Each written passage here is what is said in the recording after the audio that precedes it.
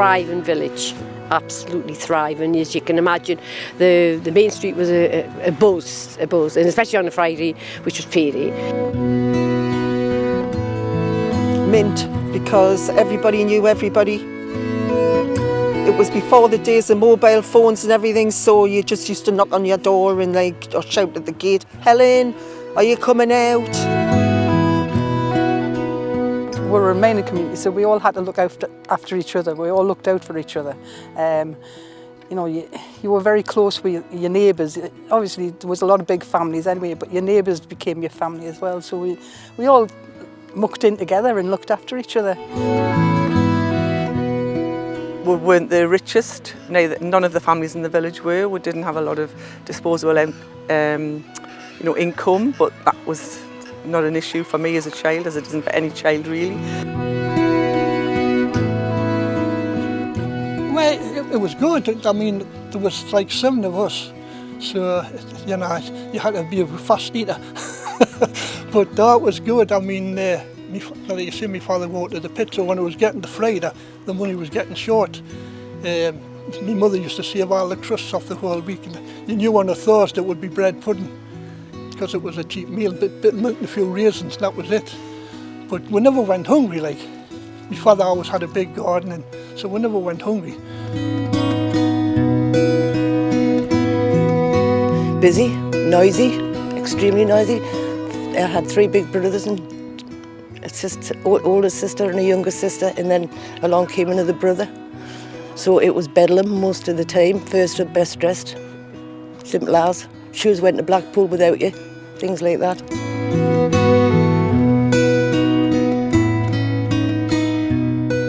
You didn't think that you were badly done to, or we had enough to eat, we played out, we were happy enough. My parents never, they probably were skinned, but we never knew anything about it. They just got on with it.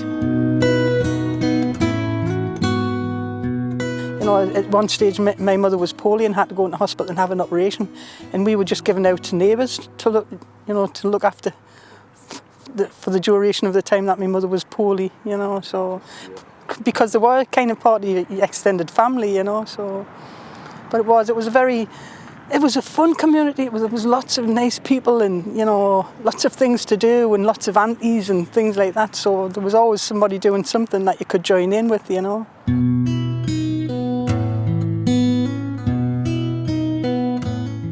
All the recipes that's about, used to get them, gone out.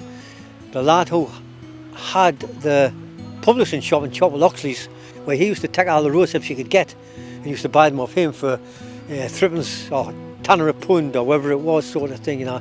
That wasn't bad, but it played havoc in the old hands.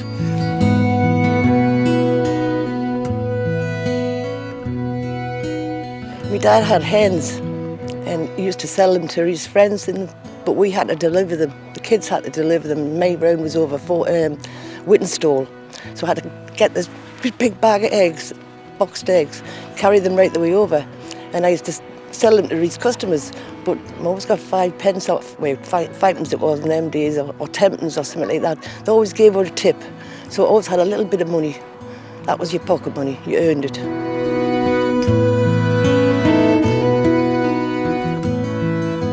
The next best thing was collecting bottles, because then at the time was people in the yards, they used to put the pub bottles where you used to get 2pence or 3pence off a pub bottle. With stand mazes and that. That was another little money venture. Chopping sticks. People had cool fires then. You could make a few bob with chopping sticks, tenner a bundle, you know. So we used to get with pocket money. We used to get with pocket money with them right now, which helped, you know, it helped you along for the dances, it helped you along for the fish and chips, what you like, sort of thing. Did its business.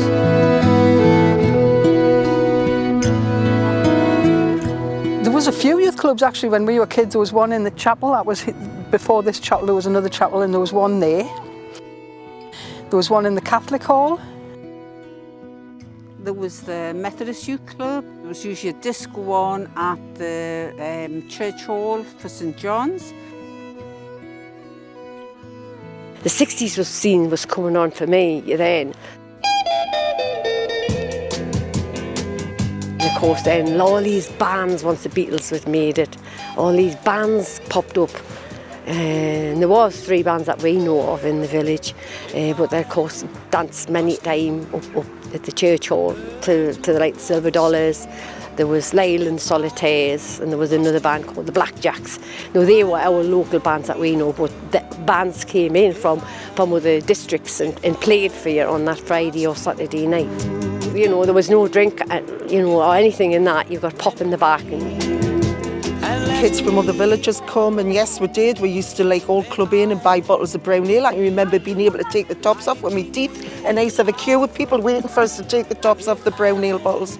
Then we'd sneak off somewhere and drink that, and after about 2 or 3 mouthfuls you pretended you were rolling drunk, and off you go to get into the disco, and you had no money left to get in, so somebody got in, opened the window, and everybody would pile into the window and get in there, and you'd all come out the ladies' toilets like nothing was wrong. And remember that, Helen? And you went there and you danced. That's what you went for, and you danced. And of course, you met your beaux, your boyfriend, and then your husbands, I suppose. And you make a date, and then you would obviously the next place where you would meet the date, you would go to the pictures, which was the King's Picture Hall. So, but of course, we've got a wonderful wood behind us, and Bray and at the other side of the village. And of course, then you would go for walks. So lots. You didn't need to go out the village to do a lot.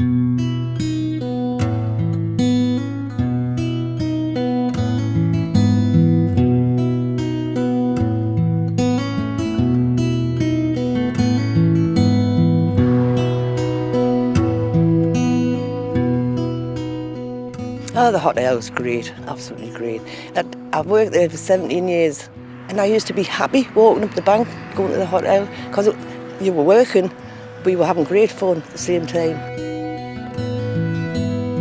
The people were lovely. Brian and Marjorie, who owned it, were lovely. The other staff were lovely, and it was just a giggle from start to finish. And on a Saturday night, it used to be chock-a-block, you couldn't get in. And they had a singer on every Saturday night, and you could bet your bottom dollar, just before last orders was called, they'd play Come On Eileen. And everybody be screeching, Eileen, Eileen. Good days, happy days. It was just a happy place to go and have a drink, and you could always guarantee there'd be someone in for you to talk to, you know, so there'd always be someone to share some time with and spend some time with, you know. So, and it was full of some really good characters, you know, lovely village people, you know, who cared about other people and things like that. So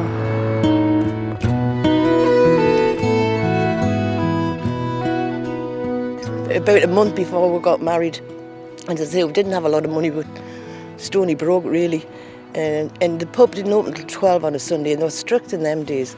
And Brian seen the queue outside, so he was telling them we're in the back and and he'd let them in. He had quite a bar, my husband being one of them.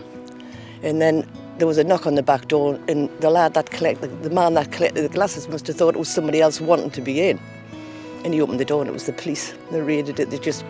So everybody got fined. And poor Brian got fined for everyone he had in.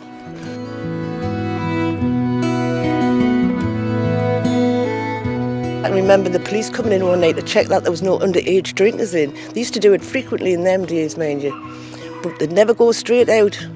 They always went out the back door because there was a corridor in there, and there would always be 2 pints waiting for them. That they didn't pay for.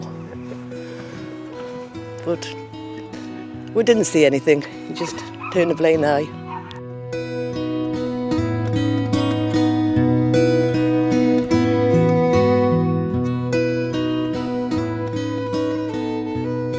Yeah, the top club. Oh, the top club we had some brilliant times in the top club. And you were sitting, and everybody had their seats, and you had to go, and if you sat on somebody's seats, it was just, oh, so-and-so's seat. The busloads used to come on a Saturday night from all over the place. Gateshead and Liam Lane. I said, what do you come to Chopwell for? The tones on here is the same as they'll be. And he used to say, well, come for the concert chairman, Reggie Harrison. Reggie was a right character. He says he's the best concert chairman in the north of England. He was better than the comedian. Fridays and Saturday nights, you went there on a Saturday for the bingo and everything, and there would be a turn on. And Reggie on the Harrison. bingo. Yeah, Reggie would get the turns on, and he was on the bingo and he would call the numbers out. Reggie would go and run every shop. All the lasses knew him in the shops where the wife used to work in the spa when it was a spa. He used to go in and he never bought out. And Darren, the bar boy, says to me, that bloody Reggie, he says he cut your hands in there every morning. He says, he's coming here every morning for the last 10 years. Makes you sell a cup of coffee, reads the paper, give him it that. Then he goes, he's never had his hair cut once. Says he's, every day is a coffee and reads the papers and he goes, he's never had his hair cut once. Says the wife cuts my hair. Saturday night and New Year's Eve, and I remember the queues out the door used to come from the door, and the queue would be right down the road and into the car park because they wanted to get a seat on New Year's Eve. Every New Year's Eve it would be like that, and Christmas night, and it was just brilliant. And you wouldn't see that now. I don't know anybody know. I mean, I could have named everybody in Trent Street. No, I'd be lucky if I could name 4. They're all strangers.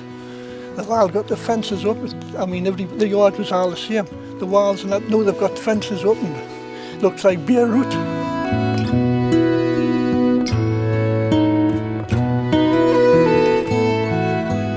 Nobody seems to know anybody like they used to. When I was growing up, I knew everybody. Especially up the top end of Chopwell. I might not have known too many down the council houses and beyond, but certainly the river streets, I knew everybody. And everybody knew us.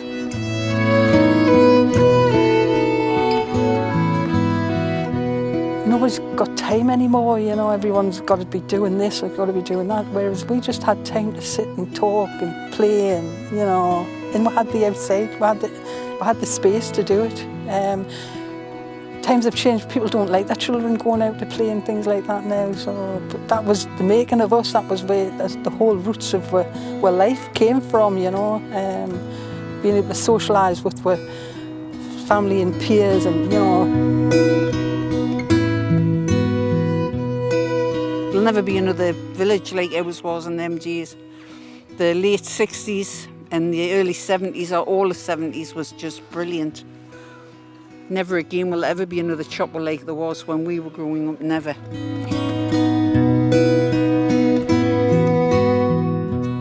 And a lot of women had to go out and work. They went and worked, whereas like in the 60s, the women were mainly at home. But you know, as time went on, you needed that extra money coming in, so a lot of women worked. So therefore, you lost a lot of the people coming into shops, and they would shop outside the village, and things just closed. Things just changed in a village.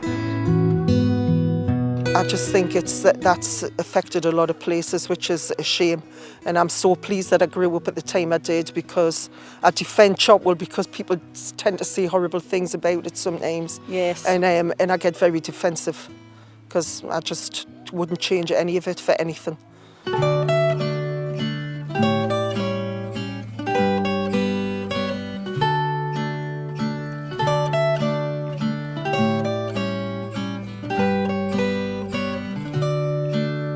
Wherever you wander, wherever you roam, gan canny,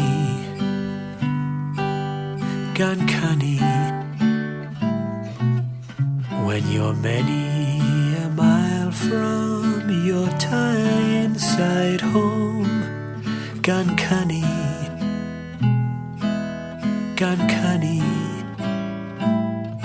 If you're feeling right down, just remember the town.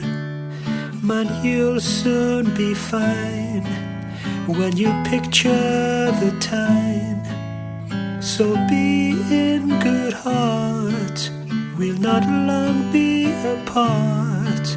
So be in good heart and gan canny.